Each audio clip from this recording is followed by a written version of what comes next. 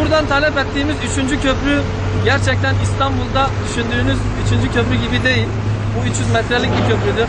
Bu köprünün bir an önce yapılmasına istirham ediyoruz. Rica ediyoruz ve bu köprünün yapılmasını şarttır diyoruz. Ne oluyor ya?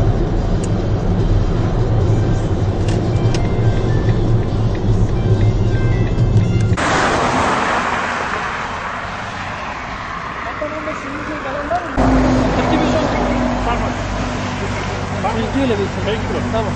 Şu anda mesela buradan yani şu anda sıfır noktasındayız. Oranın sıfır noktasındayız. Buradan karşıya gidip gelmeniz kaç gün oluyor? Şu anda benim kendi frigo kullanıyorum. Ben frigo araç kullanıyorum. Evet. Ama benden masalar 20 günde bir servisini tamamlamıyor. Ben kendim İngiltere'ye servis atıyorum. 15 günde servisini atıyorum. Evet. 10.000 kilometre.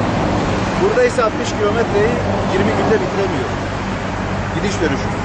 Yani gördüğünüz gibi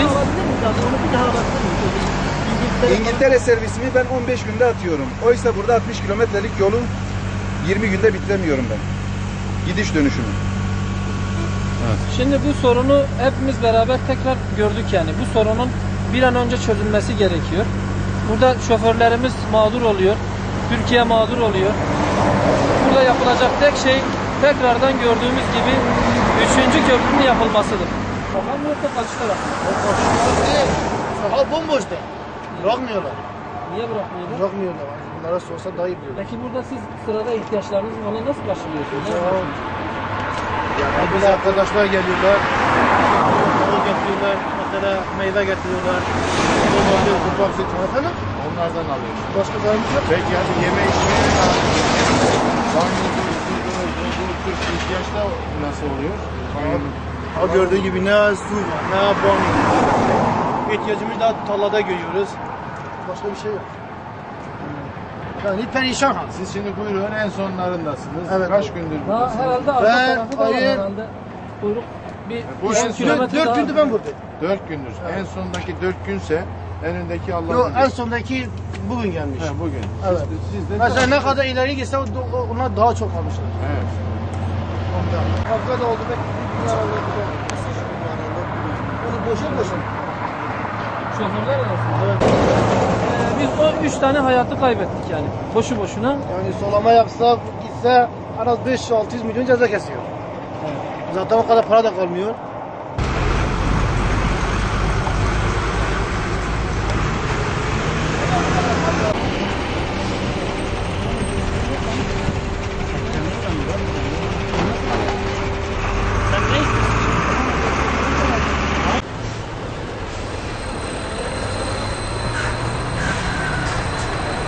Gelin.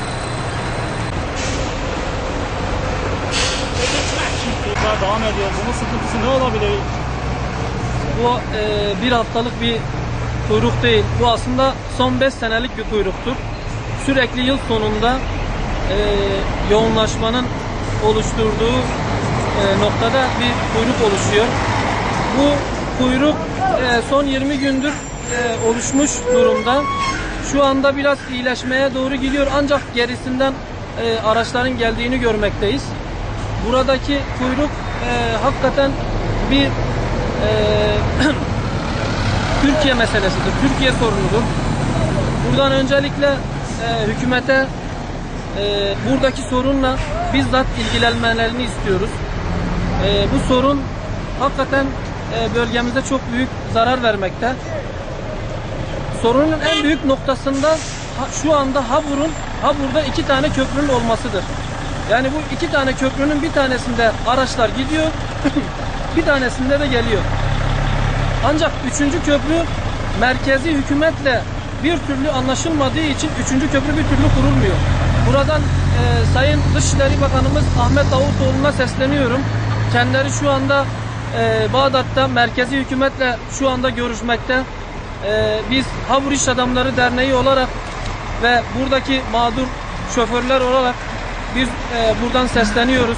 3. köprünün bir an önce hızlandırılması, merkezi hükümetle anlaşılıp 3. köprünün bir an önce hızlandırılmasını istiyoruz.